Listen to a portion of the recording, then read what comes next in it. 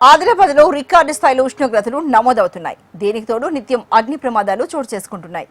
ఇప్పటికే ఆదిలాబాద్ జిల్లాలో తలమడుగు, గుడిహత్నూర్, తాంసీ, పొన్నారి ప్రాంతాల్లో పాటు నిర్మల్ జిల్లాలోని బాసరా, ముథూల్, ఖానాపూర్, కడిం మండలాల్లో రబీలో సాగవుతున్న పంటలు షార్ట్ సర్క్యూట్తో అగ్నికి ఆహుతవుతున్నాయి. ఆదిలాబాద్ పట్టణంలో నిన్న ఏకంగా 4 బైకులు దగ్ధమయ్యాయి.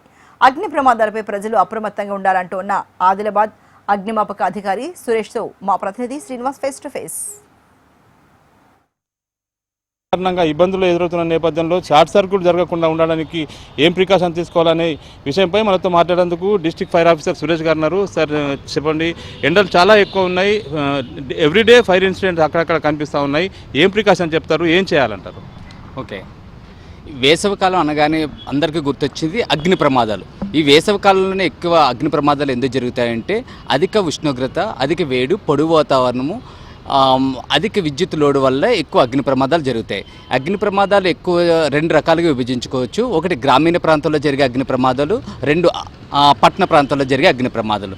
గ్రామీణ ప్రాంతాల్లో జరిగే అగ్ని ప్రమాదాలను తీసుకుంటే ఎక్కువగా మనకి అజాగ్రత్త వల్ల, ఎలక్ట్రిక్ షార్ట్ సర్క్యూట్ వల్ల కూడా ఎక్కువ అగ్ని ప్రమాదాలు జరుగుతుంటాయి. గ్రామీణ ప్రాంతాల్లో మనకి ఎక్కువగా పంట పొలాల్లో ఎక్కువ అగ్ని ప్రమాదాలు జరుగుతూ ఉంటుంటాయి.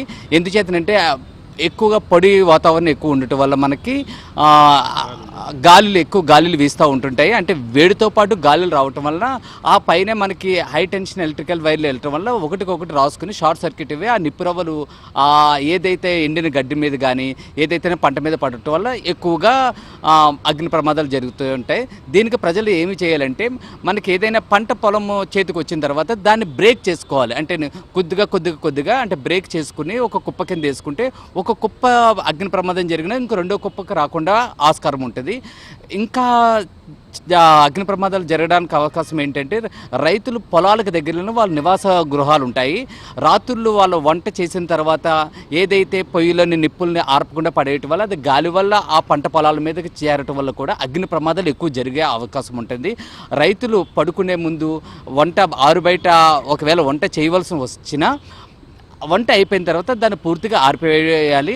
అదేవిధంగా మనకి గడ్డివాములు చూసుకోవచ్చు. గడ్డివాములు కూడా అగ్ని ప్రమాదాలు ఎక్కువ జరుగుతూ ఉంటాయి. గడ్డివాములు కూడా నివాస గృహాలకి ఒక 60 మీటర్ల దూరంలో పెట్టుకోవటం వల్ల మనకి ఆ గడ్డివాములు కూడా చిన్న గడ్డివాముల కింద పెట్టుకోవటం వల్ల రూరల్ ఏరియాలో ఏ అయితే అగ్ని ప్రమాదాలు ఎక్కువ సంభవిస్తుంటాయో వాటిని అరికట్టవచ్చు. దీనికి మనకి ప్రజలు కూడా చాలా అప్రమత్తంగా ఉండి తగు జాగ్రత్తలో సూచనలు తీసుకుంటుంటే మన అగ్ని ప్రమాదాలు నివారించవచ్చు. దీనికి ఆదిలాబాద్ జిల్లా అగ్నిమాపక శాఖ ఎల్లప్పుడూ 24/7 సన్నిద్ధంగా ఉంటుంది. మనకి ఆదిలాబాద్ జిల్లా తీసుకున్నప్పుడు మొత్తం ఒక 3 అగ్నిమాపక కేంద్రాలు కలవు. ఒకటి ఆదిలాబాదు, 2 ఇచ్చోడ, 3 వచ్చి ఉట్నూరులో కలవు. మనకి గవర్నమెంట్ ప్రపోజల్లో ఉంది బోధు కూడా ఇంకో అగ్నిమాపక కేంద్రం ఉంటుంది.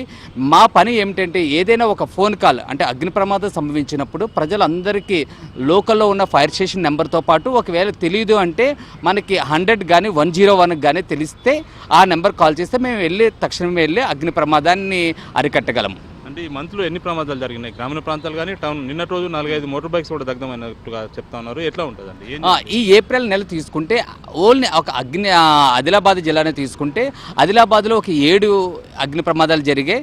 ఒక ఇచ్చోళ్ళు వచ్చే ఒక 4, ఉట్నూరులో వచ్చే ఒక 3 జరిగిన మొత్తం 14 నుంచి 15 అగ్ని ప్రమాదాలు జరిగాయి. ఈరోజు చూస్తే మన ఒక ఫైర్ ఇంజిన్ ఇప్పుడే ఒక సీతాగుందులోని ఒక చెట్టు కాలుతుందని అగ్ని ప్రమాదం జరిగిందని వెళ్ళటం జరిగింది. అదేవిధంగా నిన్న చూసుకున్నప్పుడు ఈ అధిక వేడి వల్ల ఖానాపూర్ అనే విలేజ్ దగ్గర మన ఆదిలాబాద్ పట్టణంలో ఒక 5 బైకులు, ఒక ఎర్టిగా 4 వీలర్ కూడా పాక్షికంగా దగ్ధమైంది.